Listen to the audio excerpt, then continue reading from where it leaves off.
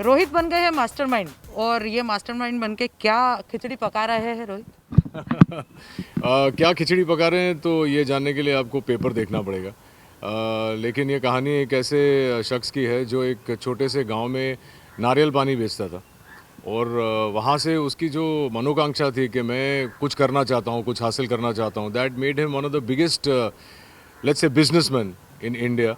और ऐसा होता है कि जब आप ऊपर जा रहे होते हैं, जब आप एक लेवल पे पहुंचते हैं, आपको और ऊपर जाना होता है, तब आप कुछ सिस्टम के लूप होल्स इस्तेमाल करते हैं और वहीं पे गड़बड़ होना शुरू हो जाती है। तो इसका जो जितना मिटियोरिक राइज था, इस कैरेक्टर का फॉल भी उतना ही है। कैरेक्टर का नाम अब्दुल है और डिटेल में जानने के लिए आप पेपर देखिए उल्लू पर। अच्छा, तो ये जो पेपर है, मतलब काफ़ी रिसर्च लगा है इस चीज़ पर, काफ़ी चीज़ों को ध्यान रख के ये चीज़ बनाई गई है। तो रोहित को पर्टिकुलर कितना वर्क करना पड़ा खुद पर, कितना मास्टरमाइंड बनने के लिए क्या क्या करना पड़ा? मैं पहले सवाल का जवाब ऐसे दूंगा कि ये रोहित से बिल्कुल विपरीत है जो कैरेक्टर है। इसमें कैरेक्टर में ऐसा कोई भी सिमिलैरिटी नहीं है मेरे रियल लाइफ के साथ में। तो पहली बार मुझे लगता है कि 25 साल एक्टिंग करने के बाद पहली बार मैंने कुछ बहुत ही ज़्यादा अलग करने की कोशिश की है। लोग हमेशा कहते हैं कि सर आपने तो काबिल में भी अलग किया, इसमें भी अलग किया, शूट आउट में भी उस वक्त के लिए अलग था, लेकिन इसमें बहुत सारी प्रिपरेशन गई। हैदराबाद का लड़का है तो उसमें पूरा जो एक लिंगो होता है, उनका बात करने का तरीका, उनका जो लैंग्वेज, हाँ, जो लहजा पकड़ा है। लैंग्वेज है, जो लहजा है, उसमें कुछ कुछ वर्ड्स होते हैं जैसे वो लोग गाली नहीं देते हैं, गाली की जगह बोलते हैं या तू क्या बैंगन, बैंगन बोलते हैं। तो वैसा वैसा करके बात करने का, फिर उस तरह का लहजा करने का, तो वो उसमें उसमें थोड़ी मेहनत लगी, लेकिन एक एक्टर के लिए वही तो चैलेंज होता है। और मेरे लिए दूसरा चैलेंज ये था कि अब्दुल की जर्नी 80s से लेके लेट 90s तक जाती है। तो अब मैं 20 साल का तो लगता नहीं हूँ, लेकिन कोशिश की है with a lot of help from my hair and makeup staff के उस एरा का लगूं। 80s में जैसे लंबे बाल होते थे, धोती पहनता था, बेल्ट धोती के ऊपर लगाता था, तो काफ़ी कॉस्ट्यूम डिपार्टमेंट ने बहुत रिसर्च किया है। और even though he is a fictional character, आपको कहीं ना कहीं उसमें एक रियलिटी नज़र आएगी, उम्मीद करता हूँ। तो वो उस 80s का पहनावा, फिर लैंग्वेज अलग, तो कितना रोहित को कितना अच्छा लगा ये कैरेक्टर? मुझे बहुत अच्छा लगा। मैं पिछले 2-3 दिनों से जब लोगों से बातें कर रहा हूँ, इंटरव्यू कर रहा हूँ, मैं हमेशा ये कह रहा हूँ कि अब एक बहुत ही एनरिचिंग जर्नी हुई है पेपर की। आमतौर पे एक्टर्स ख़त्म करने के बाद आगे चले जाते हैं, अगला प्रोजेक्ट में मसरूफ़ हो जाते हैं, लेकिन ये अभी भी मैं पेपर में कहीं ना कहीं घुसा हूँ। लास्ट वीक डबिंग हो रही थी, फिर से जाके देखा तो फिर से वो यादें ताज़ा हो गई।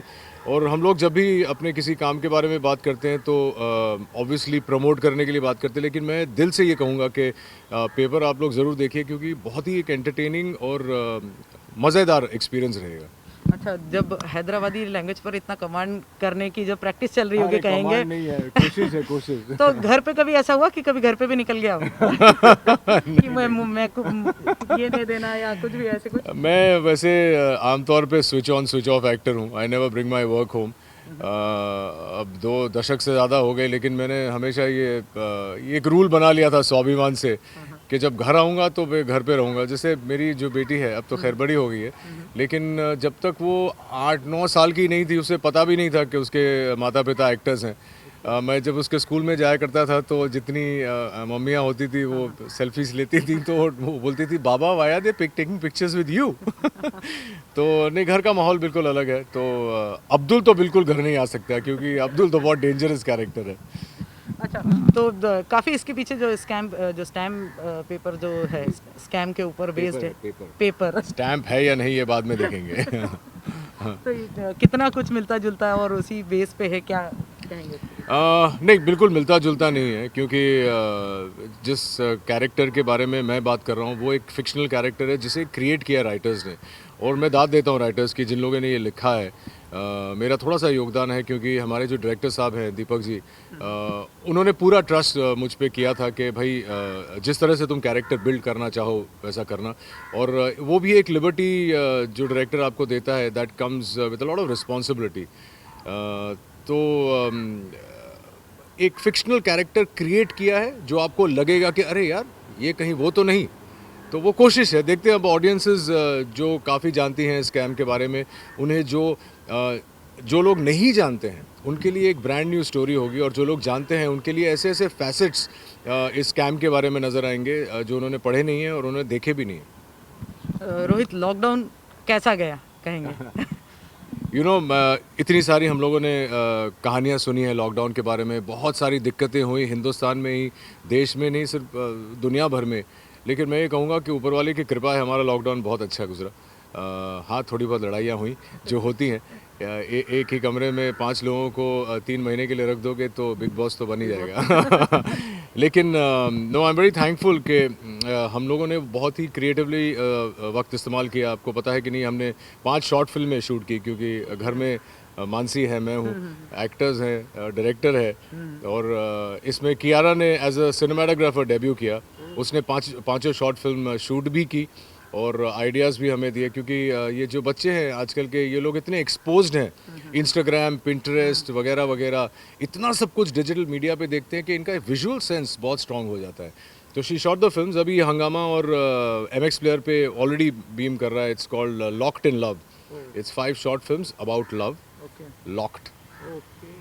मतलब काफ़ी फ्रूटफुल रहा आपका लॉकडाउन। जी जी, बहुत काफ़ी फ्रूटफुल रहा। बहुत मैंने स्क्रिप्ट भी लिख डाली जो काफ़ी टाइम से मेरे जहन में थी। मेरी पत्नी ने बहुत सालों पहले मुझे किताब दी थी जो मैं पढ़ नहीं पाया था, लेकिन फाइनली लॉकडाउन के दौरान वो पढ़ के ख़त्म करके उस पर कहानी लिखी है मैंने। अब देखते हैं क्या होता है।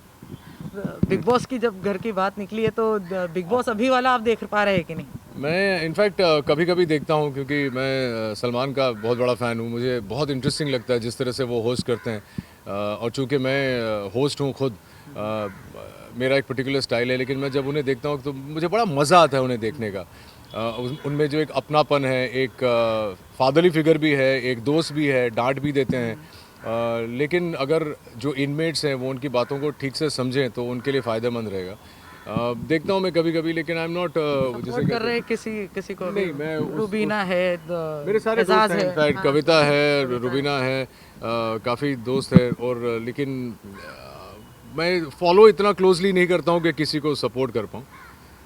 मुझे पता है आपका अगला सवाल क्या होगा, लेकिन नहीं।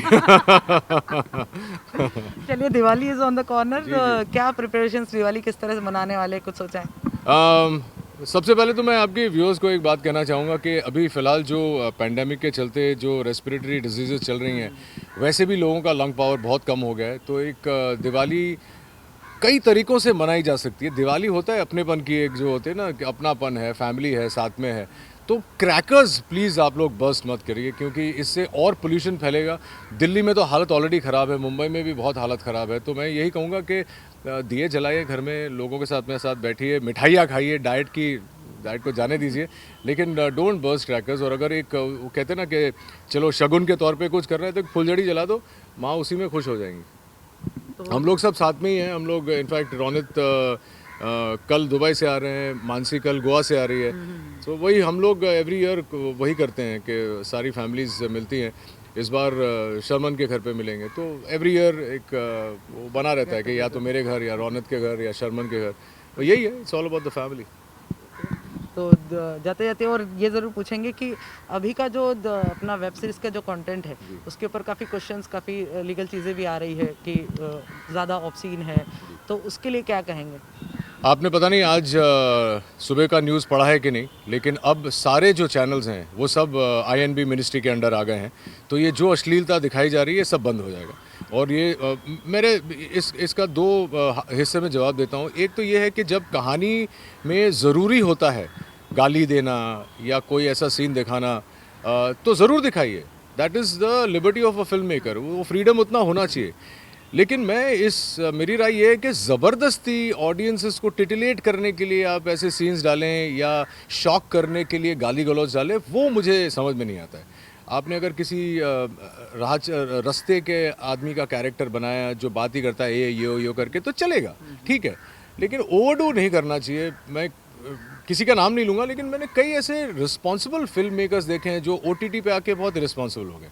और मुझे नहीं लगता है कि ये एक ट्रेंड सही है, क्योंकि जैसे पेपर देख लीजिए, उल्लू चैनल अभी तक एक पर्टिकुलर प्रोग्रामिंग के लिए जाना जाता था, अब बिल्कुल उन लोगों ने पैराडाइम शिफ्ट कर लिया है। उनके OTT पे ऐसे ऐसे पेरेंटल लॉक्स हैं और गाइडलाइंस हैं जो आपको फ्रीडम देता है कि आपको कौन सा किस तरह का शो देखना है, कैसे देखना है, और उस शो में भी आप कितना देखना चाहते हैं और कितना नहीं देखना चाहते, उसका भी एक गाइडलाइन है। तो I think it's fantastic what उल्लू इज़ डूइंग। ये मुझे अभी परसों ही पता चला इसके बारे में, और आई एम वेरी हैप्पी कि मेरा शो पहला शो है उनके नए थॉट प्रोसेस के साथ। तो ऑडियंस को हैप्पी दिवाली हो जाए। जी बिल्कुल बिल्कुल। नमस्कार, मैं हूँ रोहित बोस रॉय, और आप सभी को मेरे परिवार की तरफ से, आपको, आपके परिवार को दिवाली की शुभकामनाएं। फिर से एक बार कहूँगा कि खुश रहिए, सेफ रहिए, हेल्दी रहिए, दूसरों को भी हेल्दी रखिए, डोंट बर्स्ट क्रैकर्स। तो हमारी तरफ से भी हैप्पी दिवाली। कैमरामैन नितिन के साथ में कुरमावची, मुंबई, आज तक।